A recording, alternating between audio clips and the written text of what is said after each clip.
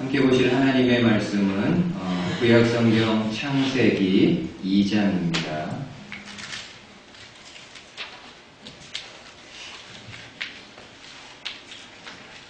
창세기 2장 18절에서 25절 마지막 절까지 한 절씩 교도하도록 하겠습니다. 창세기 2장 18절에서 25절 말씀, 제가 먼저 18절 봉독합니다. 여호와 하나님이 이르시되 사람이 혼자 사는 것이 좋지 아니하니 내가 그를 위하여 돕는 배필을 지으리라 하시니라. 여호와 하나님이 흙으로 각종 들짐승과 공중의 각종 새를 지으시고 아담이 무엇이라고 부르나 보시려고 그것들을 그에게로 이끌어 가시니 하나님이 각 생물을 부르는 것이 곧 그 이름이 되었더라. 아담이 모든 가축과 공중의 새와 들의 모든 짐승에게 이름을 주니라. 아담이 돕는 배필이 없으므로 여호와 하나님이 아담을 깊이 잠들게 하시니 잠들매 그가 그 갈빗대 하나를 취하고 살로 대신 채우시고 여호와 하나님이 아담에게서 취하신 그 갈빗대로 여자를 만드시고 그를 아담에게로 이끌어 오시니 아담이 이르되 이는 내 뼈 중에 뼈요 살 중에 살이라. 이것을 남자에게서 취하였은즉 여자라 부르리라 하니라. 함께 읽습니다. 이러므로 남자가 부모를 떠나 그의 아내와 합하여 둘이 한 몸을 이룰지로다. 아담과 그의 아내 두 사람이 벌거벗었으나 부끄러워하지 아니하니라. 아멘. 오랜만에 창세기 말씀 보게 되었는데 오늘 읽은 본문의 말씀을 통해서 또 하나님이 주시는 진리의 말씀 함께 나누도록 하겠습니다. 특별히 오늘은 돕는 배필이라는 제목으로 가정의 부부에 대해서 함께 좀 생각해보는 시간을 갖도록 하겠습니다. 여러분, 헨리 포드는 대기업을 이룬 다음에 고향에다가 아주 조그만한 집 한 채를 짓게 됩니다. 대기업 총수의 집이라고 하기에는 너무나도 작고 또 평범한 집이었다고 합니다. 주변의 지인들은 그 헨리 포드를 걱정해가지고 너무 작은 집이 아니냐고, 호화롭게 지을 필요까지는 없겠지만은 그래도 생활하기에 불편함이 있어서는 되지 않겠느냐라고 헨리 포드를 염려하게 됩니다. 그때 포드가 주변의 지인들에게 이런 이야기를 했다고 합니다. 가정은 건물이 아닙니다. 비록 작고 초라하더라도 예수님의 사랑이 있으면 그곳은 위대한 집입니다.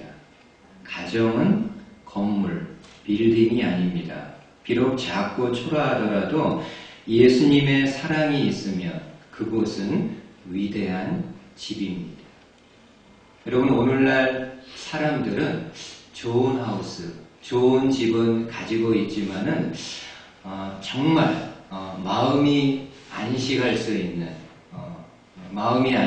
있는 그런 평안한 홈, 평안한 가정은 없고 서로가 서로를 지지해주는 패밀리, 가족 또한 잃어버렸다라고 호소합니다. 그만큼 가정의 모습이 많이 변질된 것에 대해서 안타까운 마음들을 가지고 있습니다. 여러분, 가정의 달 5월을 맞이해서 성경에 나오는 다양한 가정들의 모습을 함께 좀 보았으면 합니다. 신구약 성경을 보면은 무수한 가정들의 이야기가 나오는데 그 중에 몇 가정을 통해서 오늘날 저와 여러분들의 가정을 함께 생각해보는 시간을 갖도록 하겠습니다.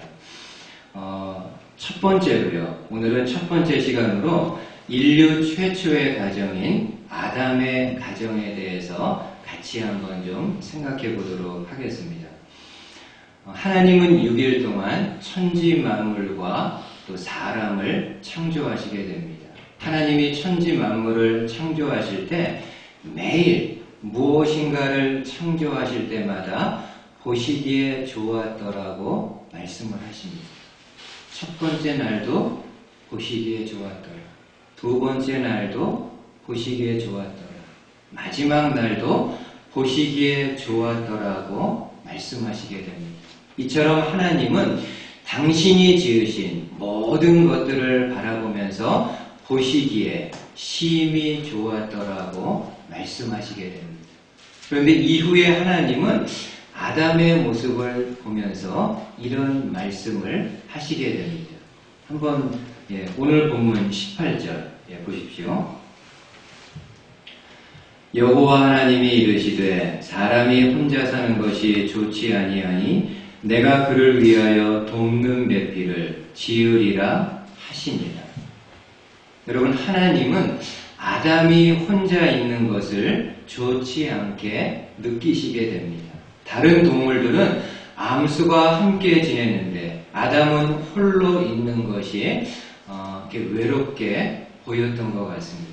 물론 아담은 하나님의 형상으로 지음받아 하나님과 영적으로 교제할 수 있는 사람이기에 다른 외로움을 타지 않을 수 있습니다.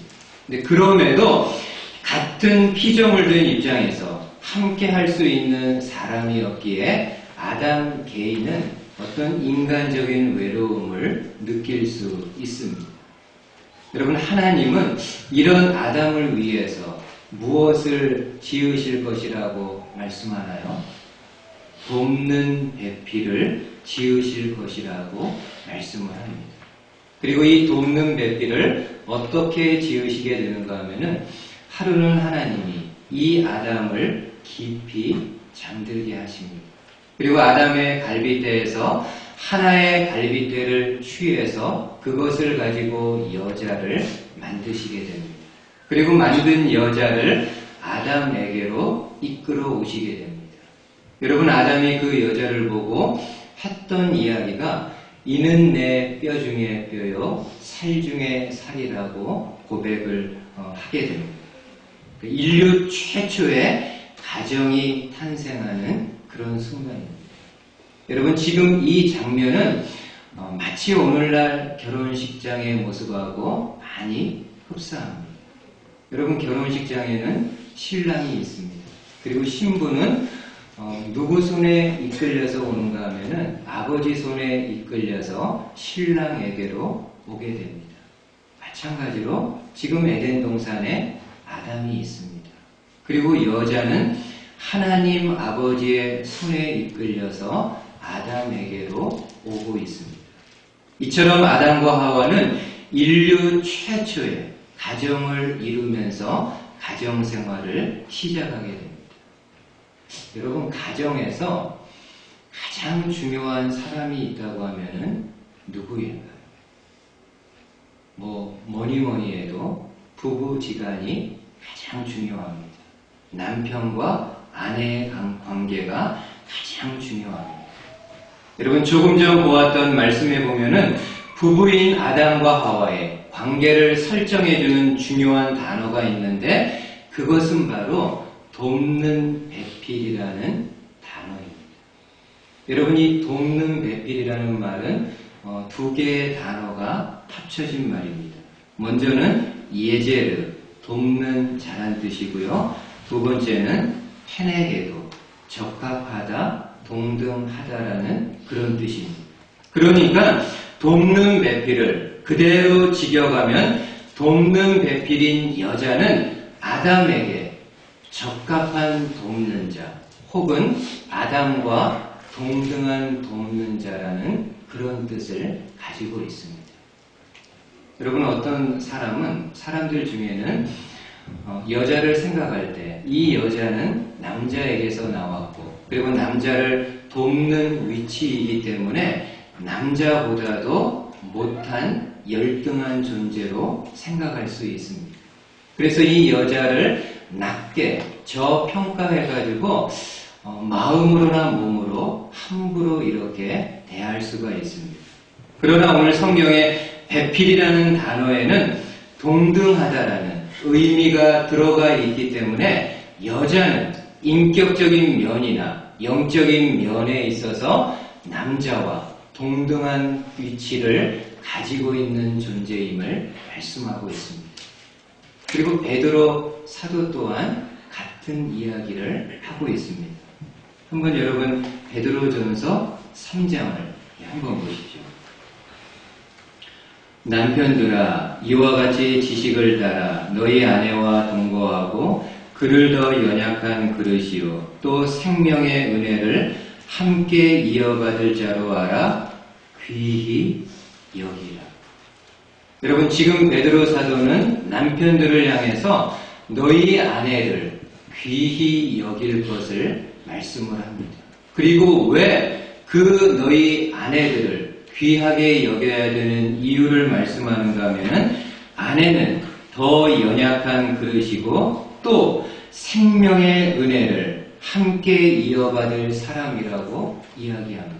그러니까 여자는 남자보다 영적으로나 인격적으로 떨어지는 존재가 아니라 하나님 앞에서 동등한 영적인 유산을 받을 수 있는 동등한 존재이기에 너희가 귀히 여겨야 된다라고 말씀을 해주고 있습니다. 오늘 이 자리에 남편 되시는 분들이 있습니다. 저도 한 가정에 부족하지만 남편이고 또 우리 앉아 계신 분들 가운데 남편 되시는 분들이 있습니다. 한번 생각을 좀 해보시죠. 내가 과연 내 아내를 귀하게 여기고 있는지. 아내분들도 반대로 생각해 보십시오. 내가 과연 남편을 귀하게 여기고 있는지. 귀하게 여겨야 되는데 실제 생활에서는 오히려 상처를 주고받는 그런 관계는 아닌지 생각해 보십시오. 여러분 살다 보면은 이런저런 상처를 받을 때도 있고 또 본의 아니게 다른 사람에게 상처를 주기도 합니다. 근데 여러분 가장 많이 이 세상에서 가장 많이 상처를 주고받는 장소가 있다면은 과연 그곳은 어디일까요? 여러분 사회학자인 에드워드 홀은 사람과 사람 사이의 관계를 가지고 인간관계의 유형을 4가지로 분류한 적이 있습니다. 먼저 45cm 이내의 거리는 밀접한 영역이라고 칭합니다. 이 밀접한 영역에 해당되는 곳은 가장 대표적인 곳은 가정입니다. 부부지간이라든지 부모와 자식 간은 언제든지 원하면 신체 접촉을 할 수 있는 가까운 지근거리에 위치해 있습니다. 그리고 두 번째로 45cm에서 1m 20까지는 개인적 영역으로 분류를 합니다. 이 영역에 속하는 곳은 가장 대표적인 곳은 학교나 직장이라고 이야기를 합니다. 학교에 있는 친구들 혹은 함께 일하는 동료들은 이 정도의 가까운 거리를 유지하면서 생활하고 있음을 이야기를 합니다. 그리고 1m 20에서 3m 60까지는 사회적인 영역으로 어떤 공식적인 대외적인 인터뷰를 하게 될 때 인터뷰하는 사람과 인터뷰를 받는 사람의 그 정도의 거리라고 이야기를 합니다.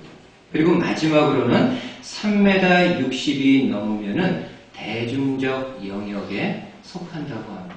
그러니까 그 사람과 내가 별로 관계가 없는 그런 관계를 유지할 수 있다라고 이야기를 합니다.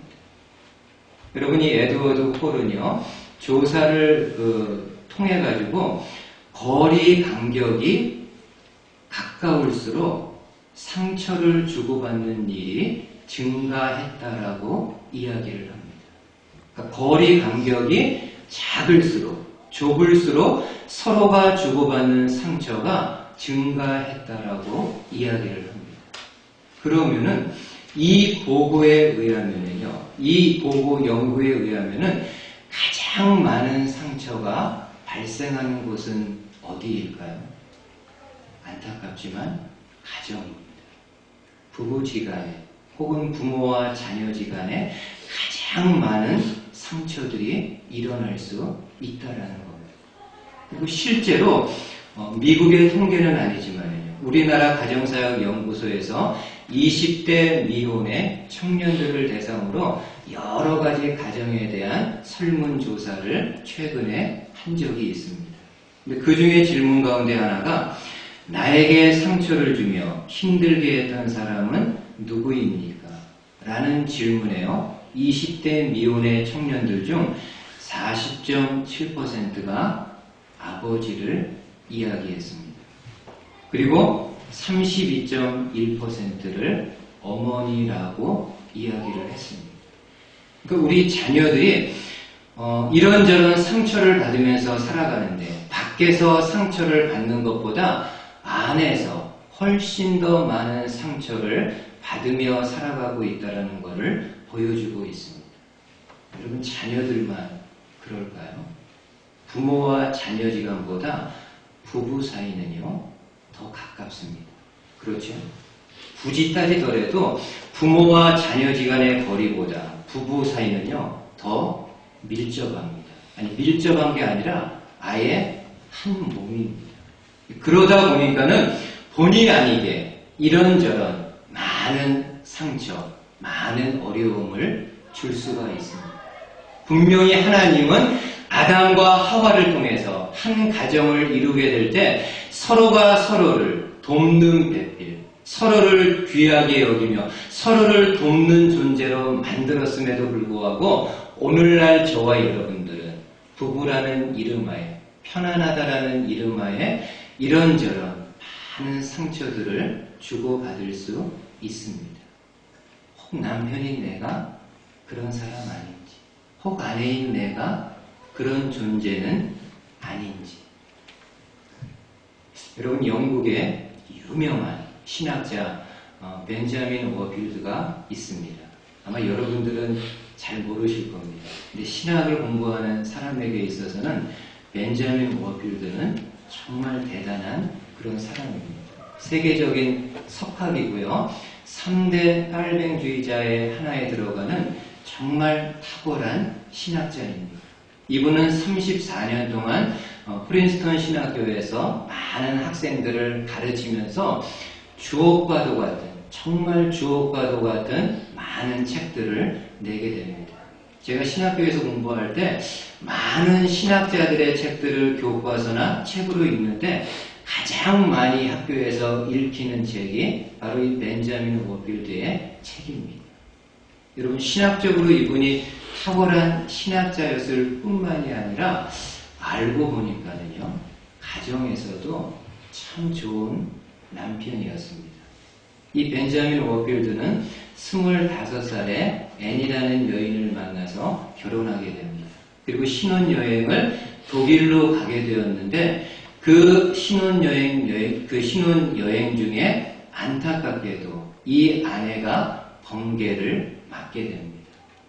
참 안타깝죠. 번개에 맞는 사람 웬만해서는 없는데 다른 때도 아니고 결혼해서 신혼여행을 갔는데 그만 이 아내가 번개를 맞게 됩니다. 그래서 평생 그 몸을 불구로 지낼 수밖에 없는 그런 상황입니다. 여러분 벤자민 워필드는요 아내가 돌아가기 전 39년까지 그녀를 지극정성으로 돌본 것으로 평이 나 있습니다. 그렇게 바쁜 학교 생활, 저술 활동 가운데에서도 하루도 2시간 이상 아내 곁을 떠난 적이 없었다라고 그렇게 이야기합니다.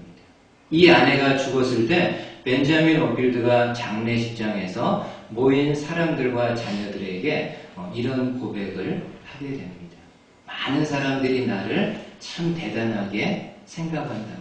그렇게 불구가 된 아내를 어떻게 죽기 전까지 1, 2년도 아니고 39년을 그렇게 정성스럽게 돌볼 수 있었느냐라고. 그에 대해서 벤자민 워필드가 이런 이야기를 합니다. 내가 그렇게 할 수 있었던 것은 아내를 사랑하는 마음도 있었고 또 다른 하나는 하나님이 말씀하셨기 때문이라. 베드로 사도를 통해서 너희 아내를 귀하게 여기라는 말씀이 주어졌기 때문에 이 말씀에 순종하는 마음으로 아내 사랑하는 마음과 더불어서 39년 동안 잘한 거 없지만은 그럼에도 아내를 돌볼 수 있었다라고 이야기를 합니다. 오늘 하나님이요 남편인 저와 아내인 여러분들을 향해서 말씀하십니다. 남편과 아내는 서로가 돕는 배필이라고, 서로가 귀하게 여기고 함께 도우며 의지하며 살아가야 될 사람임을 하나님이 말씀을 통해서 이야기해주고 있습니다.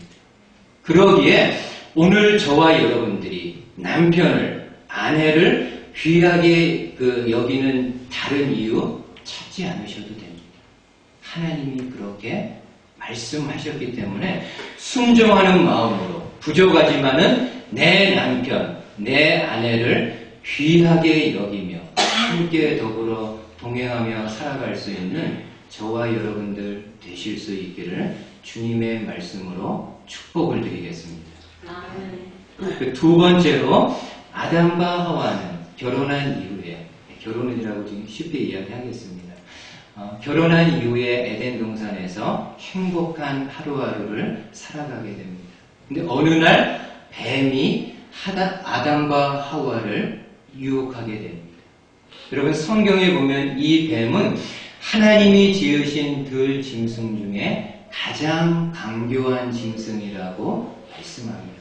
보통 강교하다라고 하면은 부정적인 의미가 있지만은 여기 원어에 나와 있는 강교하다라는 말은 지혜롭다라는 그런 의미입니다.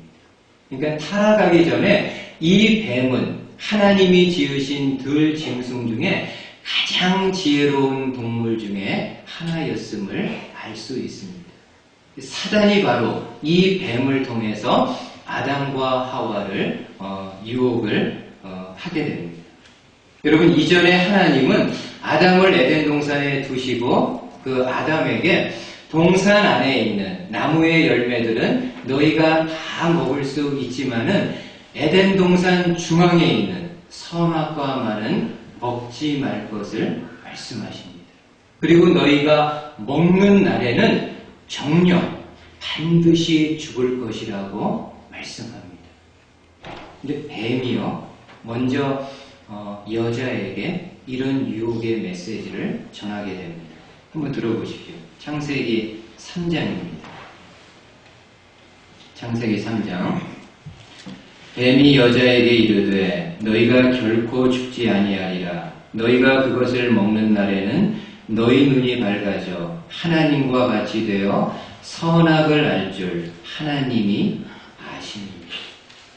여러분 뱀은 하와에게 어떤 유혹을 하게 되나요?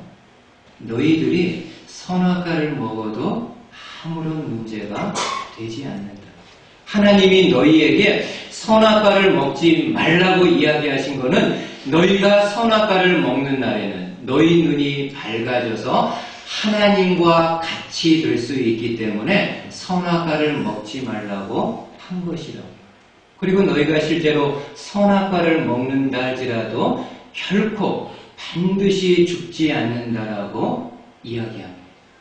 하나님은 아담에게 너희가 선악과를 먹는 날에는 정녕 죽을 것이라고 이야기했는데 사단은 뱀을 통해서 너희가 선악과 먹더라도 결코 죽지 않을 것이라고 유혹을 합니다. 여러분 지금도 그렇지만은 이 사람 귀가 얼마나 가볍습니까? 얼마나 얇습니까? 이 하와가 뱀을 통해서 그 이야기를 들으니까는 그 귀가 좀 솔깃해졌던 것 같습니다. 그리고 그 이야기를 듣고 선악과를 보게 되니까는 이전에 느끼지 못했던 보암직도 하고 먹음직도 하고 정말 지혜롭게 할 만큼 탐스러운 열매처럼 보이게 됩니다. 그래서 그 선악과를 따서 본인이 먹습니다. 그리고 본인뿐만이 아니라 남편 아담에게도 그 선악과를 주어서 함께 먹게 됩니다. 여러분 지금 이 장면은 인류 역사상 돌이킬 수 없는 가장 불행한 그런 역사의 모습입니다. 아담과 하와가 선악과를 먹는 순간, 다시 말해 아담과 하와가 하나님의 말씀에 불순종함으로 인해서 인간 세상에 죄가 들어오게 되었습니다. 여러분, 이 아담의 가정에 죄가 들어오게 되었을 때 아담 가정의 모습이 어떤 모습을 드러내게 되나요? 이 죄로 인해서 아담과 하와의 마음속에 수치심과 두려운 마음이 엄습하게 됩니다.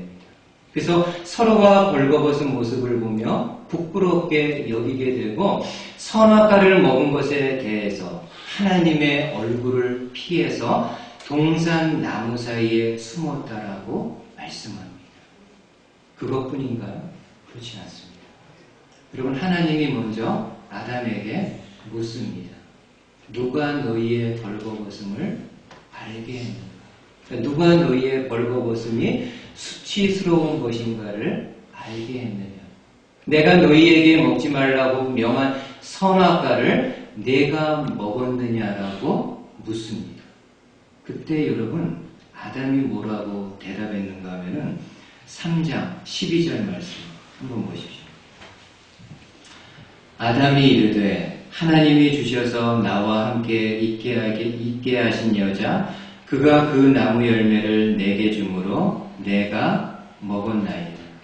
아담이 이르되 하나님이 주셔서 나와 함께 있게 하신 여자 그가 그 나무 열매를 내게 주므로 내가 먹었나이다.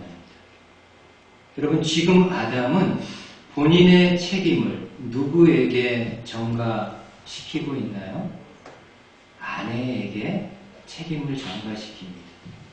근데 말인즉은요, 맞습니다. 아내가 주었기 때문에 아담이 먹은 겁니다.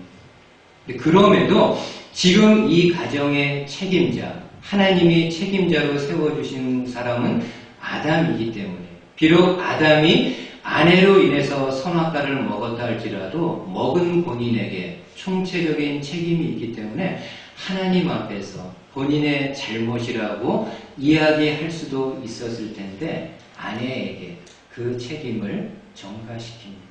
그리고 아담은요, 한 걸음 더 나아가서 이 일에는 하나님의 잘못도 있음을 이야기를 합니다.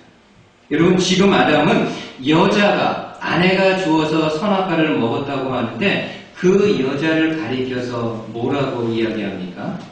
하나님이 주셔서 나와 함께 있게 하신 여자라고 이야기합니다. 그러니까는 내가 지금 이 선악과를 먹게 된 거에는 1차적으로는 아내에게 책임이 있고 2차적으로는 그 여자를 나에게 주신 하나님에게도 일말의 책임이 있다라는 그런 뉘앙스입니다. 하나님이 하와에게도 묻습니다. 내가 어찌하여 이 같은 일을 하게 되었느냐? 하와의 대답은 무엇입니까? 내가 잘못했습니다. 정말 제가 잘못했습니다. 하나님 앞에서 눈물로 자신의 죄를 회개하며 나아갔으면 좋았을 텐데 하나님의 그러한 질문에 대해서 하와는 답하기를 뱀이 유혹해서 먹게 되었다라고 이야기합니다. 어느 누구도요, 내 탓이라고 이야기하지 아니하고 다른 사람에게 책임을 전가하고 블레임하는 그런 모습입니다. 여러분, 하나님이 가정을 만드셨을 때 본래의 모습은요, 서로가 서로를 향한 돕는 배필입니다.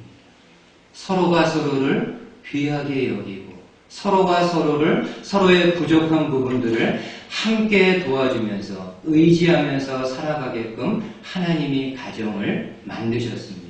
그러나 사단은 이 하나님이 세우신 가정을 파괴시켜서 서로가 서로에게 책임을 전가하고 서로가 서로를 블레임하는 그런 가정으로 만들게 됩니다. 오늘날에도요, 이러한 사단의 역사는 마찬가지입니다. 여러분, 오늘날에도 사단은 믿는 가정이라든지 아니면 믿지 않는 가정을 막론하고 이 땅에 있는 모든 가정들을 이 모양 저 모양으로 파괴시키는 그런 모습들을 저와 여러분들이 보게 됩니다. 가장 대표적인 거는 그런 거 아니겠습니까? 물질과 또 성적인 타락을 통해서 오늘날 수많은 가정들을 어려운 공경에 빠뜨리고 있습니다. 뭐 이런 사건, 사고에 대해서는 너무나도 저희들 주변에 많이 일어나고 있습니다. 그럼에도 하나를 제가 좀 단편적으로 좀 소개를 한다고 하면은 몇 년 전 제가 LA에 있을 때 LA 타임즈에서 이런 사건을 보도한 적이 있었습니다. 한 여자아이가 본인의 계모를 죽인 사건입니다. 그 스토리는 뭐 간략하게 소개하면 이렇습니다. 이 여자아이가 본인의 계모를 죽였는데 계모에 대한 증오심, 미워하는 마음이 너무나도 커서 이 계모를 본인이 죽였다라고 진술을 하게 됩니다. 근데 이 아이가 미성년자이기 때문에 다른 일반 성인들과는 감옥에 가지 않고 5년 동안 미성년자 교도소에서 복역을 하는 걸로 판결이 내려지게 되었습니다. 근데 시간이 얼마 지난 다음에 이 아이가요, 재심을 청구해가지고 본인이 독자적으로 이 사건을 저지른 것이 아님을 다시 이야기를 하게 됩니다. 그래서 이 사건에 대해서 다시금 조사가 이루어졌는데 이 여자아이가 이야기하기를 내가 하고 싶어서 그렇게 한 것이 아니라 내 아버지가 이 모든 일을 나에게 하도록 위협하고 협박을 했다라는 겁니다. 아버지가 하루는 총을 갖다 주면서 총 쏘는 연습을 하고 그 다음에 기회가 되었을 때 오늘 저녁에 이 총을 가지고 너의 계모를 죽이라고, 그렇지 않으면은 내가 어려움에 처할 것이라는 그런 위협을 받고 본인이 어쩔 수 없이 이 일을 행하게 되었다라고 진술하게 됩니다. 그래서 여러분, 경찰이 그 아버지를 조사했는데 너무나도 어처구니 없게요, 이 아버지가 자신의 두 번째 아내를 죽인 이유는 두 가지였습니다. 하나는 보험금 86,000달러를 얻기 위해서, 그리고 두 번째는 이 두 번째 아내의 여동생과 이 남편이 불륜 관계를 맺고 있었음이 드러나게 됩니다. 그러니까 오늘날 많은 가정들이 물질에 있어서 혹은 성적인 타락으로 인해서 많은 어려움을 겪는 것들을 보게 됩니다. 그 이면에는 단지 물질이나 성적인 탐욕스러운 마음만이 있는 것이 아니라 그 이면에는 사단이 여전히 그 물질과 성적인 부분들을 가지고 많은 가정들을 어려움에 빠뜨리고 있음을 저와 여러분들이 알아야 됩니다.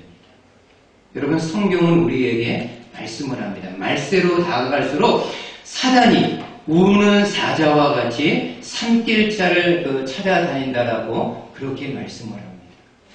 개인만 그렇게 찾아다닐까요? 그렇지 않죠. 이 건강한 가정들을 이런저런 여러 가지 이유들을 통해서 파괴하고 무너뜨리는 일이 영적인 이면에서 일어나고 있다는 것을 저와 여러분들이 느낄 수 있어야 합니다. 그래서 5월 한 달 가정의 달을 맞이해가지고 우리 가정을 생각할 때 위에 있는 이런 제목을 한번 잡아봤습니다. 가정을 지키고 회복합시다. 저와 여러분들이 하나님이 주신 이 가정 어떻게 지켜야 되고 또 어떻게 회복해야 되는지에 대해서 하나님의 말씀을 통해서 함께 상고하고 함께 생각해보는 그런 시간을 가지려고 합니다. 그래서 5월 한 달 동안에 과연 우리 가정이 어떻게 하나님의 말씀에 비추어서 회복되고 어떤 방향으로 지켜져야 되는지를 이 말씀을 통해서 다시 한번 바라볼 수 있는 저와 여러분들 되시기를 바라겠습니다. 마지막으로요, 제가 조금 전에 좀 극단적인 한 가정의 예를 들었지만은 그런 가정이요, 나와는 전혀 무관한 일이라고만은 생각할 수 없을 것입니다. 내가 속한 가정도 어느 순간에는 물질로 인해서 어려움을 겪을 수가 있습니다. 또 어떤 순간에는 성적인 문제로 인해서 혹은 기타 여러 가지 다른 문제들로 인해서 우리 가정에 어려움이 찾아올 수가 있습니다. 그때 여러분, 믿지 않는 사람들은 다른 여러 가지 세상적인 방법을 통해서 그 일을 해결하겠지만은 저와 여러분들은 하나님의 자녀, 하나님의 백성들로서 이러한 일들에 대해서 성경이 우리에게 말씀하는 것이 무엇인가를 바르게 바라보고 그 하나님과의 관계 안에서 그리스도 예수 안에서 가정의 모습을 함께 조명해 볼 수 있는 저와 여러분들 되실 수 있기를 주님의 말씀으로 축복을 드리겠습니다. 아멘. 기도하겠습니다. 하나님 아버지 감사합니다. 오늘도 저희들 가정에 대해서 함께 말씀을 나누게 되었습니다. 특별히 아담의 가정을 통해서 우리의 가정의 모습을 함께 돌아보게 되었습니다. 하나님께서 아담과 하와를 돕는 배필로 만드셨습니다. 과연 오늘날 남편과 아내가 돕는 배필의 역할을 충실하게 감당하고 있는지, 아내를 귀하게 여기고 남편을 귀하게 여기고 서로가 부족한 부분들을 함께 메꾸면서 보충하면서 그리스도 예수 안에서 아름답게 살아가고 있는지, 오늘 이 아담의 가정을 통해서 우리의 가정을 돌아보게 하시고 이 가운데 부족하고 또 약한 부분이 있다고 한다면은 이 시간 말씀을 통해서 다시금 마음의 결심, 다짐을 할 수 있는 귀한 시간이 될 수 있도록 축복해 주시옵소서. 감사를 드리며 예수님의 이름으로 기도하였습니다. 아멘.